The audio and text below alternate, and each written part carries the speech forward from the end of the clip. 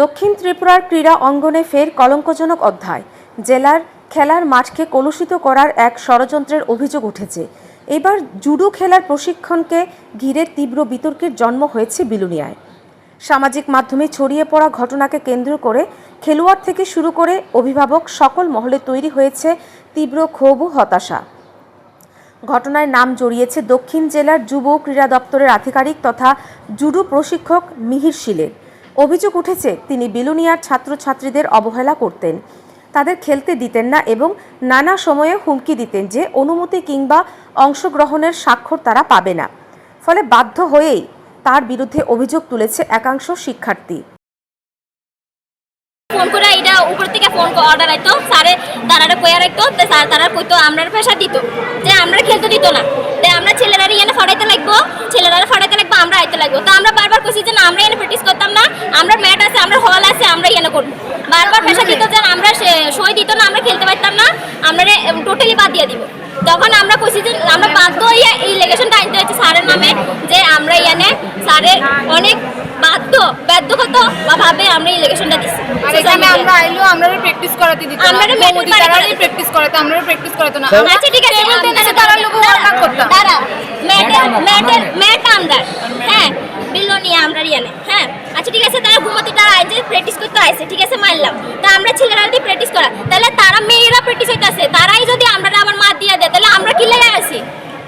আমরা ছেলেরা প্র্যাকটিস হইতাছি নি, তারা তো লস হইতাছে না। আমরা ম্যাটে খেলতে পারলে আমরা ম্যাটরা দিত, আমরা বলে কোরআনের যোগ্য, তারা কোরআনের যোগ্য না, তাহলে এটা কি সাপেপের যোগ্য? আমরা কি সাপেপের যোগ্য নাকি? তারা যেরকম মানুষ, আমরা মানুষ না? আমরা রক্তের মাংস করা মানুষ না?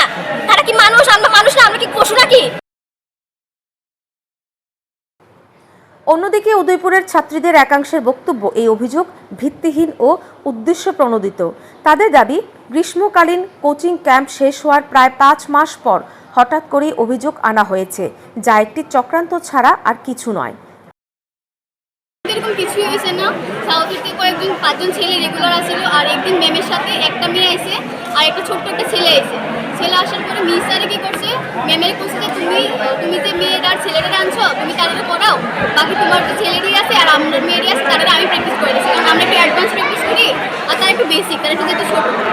এটাই হয়েছে। তারপর থেকে ওই মেয়েরাও আইছে না, ম্যামও আইছে না, তো আমরা নর্মাল প্র্যাকটিস করছি। এতদিন কিছু হয়েছে না। কালকে হঠাৎ করে তারা নিউজের মধ্যে দেখলাম আমরা স্যারের নামে মিথ্যা কথা কইতাছে যে স্যারে তাহলে ব্যাড কাজ করছে, তারা তো আইসই না। একটা মানুষ যদি প্রেজেন্ট না থাকে একটা জায়গার মধ্যে, তাহলে তার লোক কি তার ইনসিডেন্ট হইব কেন? মেয়েরা একজন আসছিল আর ছেলেরা কি তাকে একটু খারাপ কথা বলতেছে যে সাড়ে 10 আটকে রাখছে, 10 আটকে তারা বাইট পেয়েছে রুমের থেকে। আর এখানে তো 3টে ইভেন্ট আছে, ইনডোরের মধ্যে টেবিল টেনিস আছে আর রাত্রে 10টা অবধি ব্যাডমিন্টন প্র্যাকটিস হয় এখানে, এটা সবাই জানে।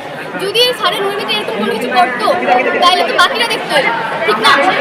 ব্যাডমিন্টন প্লেয়ার আছে, টেবিল টেনিস আছে, বাকি ওদিকে স্যারও আছে, 2জন স্যার আছে, কেউ দেখছে না। তারা 2জন দেখছে, তাও 10 ফাঁকিতে দেখছে। এটা পসিবল না কেউ 10 ফাঁকিতে দেখা। প্রশিক্ষক মিহির শীল এই ঘটনায় গভীরভাবে মর্মাহত।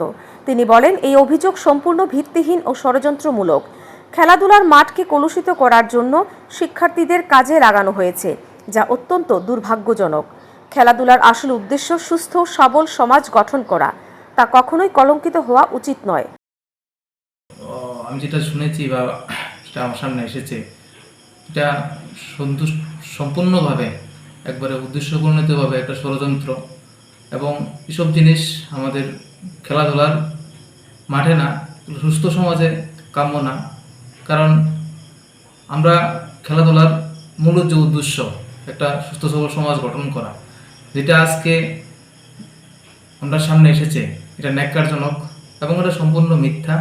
এবং এর মধ্যে যারা যারা জড়িত আমরা এটা তদন্ত করব, এটার বিষয়টা কী, এবং আমরা তদন্ত বের করে আমরা আপনাদের সামনে রাখবো। খেলাধুলা নিয়ে এই ধরনের বিষয়টা মোটেই ঠিক না। খেলাধুলার আঙ্গিনা না, শুধু সুস্থ সবল সমাজে এসব জিনিস কখনো কাম্য না। কারণ আমরা ঘটনাটি প্রকাশ্যে আসতেই ক্রীড়া মহলে তৈরি হয়েছে চাঞ্চল্য। অভিযোগের জেরে শিক্ষার্থীরা হতাশ হচ্ছে বলে আশঙ্কা করছেন অভিভাবক ও সচেতন মহল। তারা মনে করছেন খেলোয়াড়দের উৎসাহ কমে গেলে ক্ষতিগ্রস্ত হবে গোটা ক্রীড়া অঙ্গন। যুব ক্রীড়া দপ্তরের তরফে জানানো হয়েছে এই ঘটনায় তদন্ত হবে এবং সত্য সামনে আনা হবে। একই সঙ্গে দপ্তরের পক্ষ থেকে আশ্বাস দেওয়া হয়েছে যে খেলাধুলার পরিবেশকে শুদ্ধ স্বচ্ছ রাখার জন্য প্রয়োজনীয় পদক্ষেপ নেওয়া হবে। ব্যুরো রিপোর্ট, ঋদ্ধি নেটওয়ার্ক।